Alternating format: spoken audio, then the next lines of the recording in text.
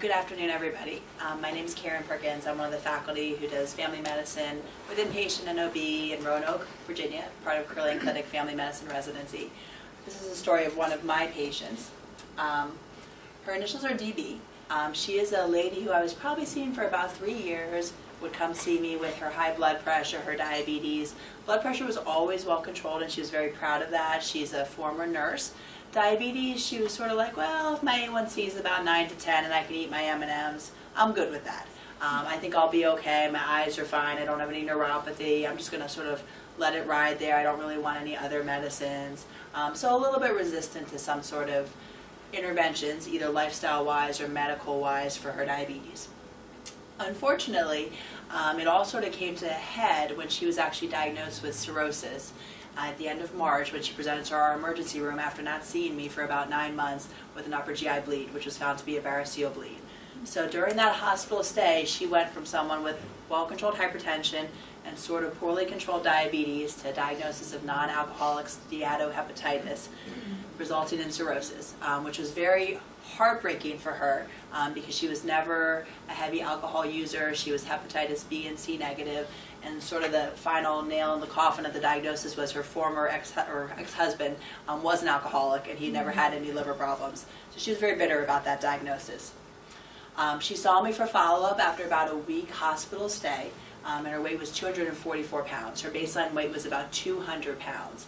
At that time, you can see her total protein was low at 5.4, her albumin was 2.7.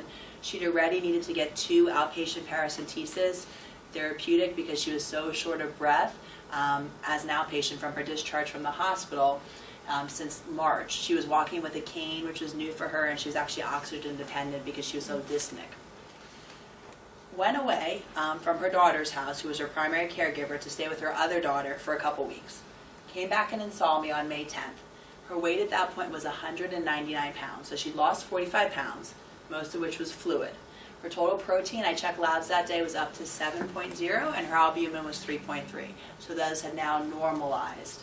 She had no cane, wasn't using oxygen, and had minimal edema, and was feeling much better. So what happened? So I said, what happened? So the daughter that brought her to the appointment was not the daughter that she had stayed with for 3 weeks.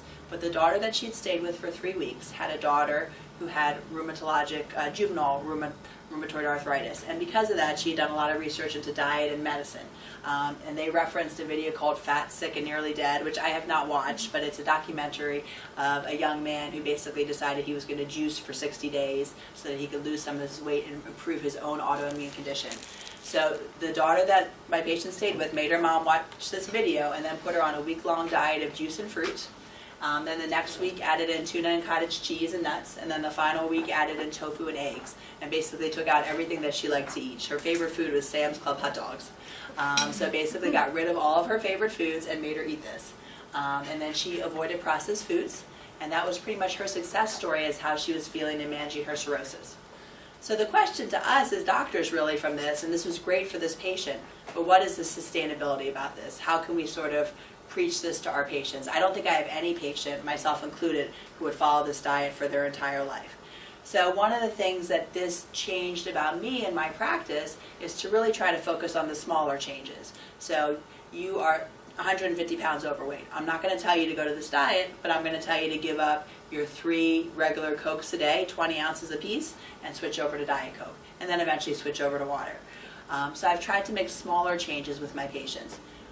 One final slide. This is actually a slide from one of my CrossFit trainers, and I'm only showing the top 2, going from unhealthy to healthy, because you can go all the way down to the bottom and look at how you're going to change your body fat and your body composition.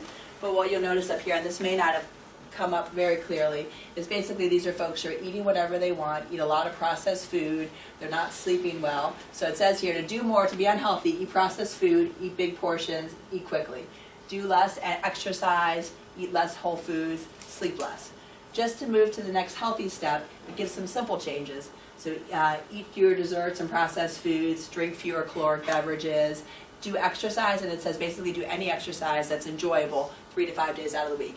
So I think what I've taken home from this is, for my particular patient, she needed to make massive changes to save her life. But to keep our folks from getting there, maybe we promote some of those smaller changes a little bit more, with the hope that some of them are setting in, much like the first group said, to write a prescription for small changes. And that's it.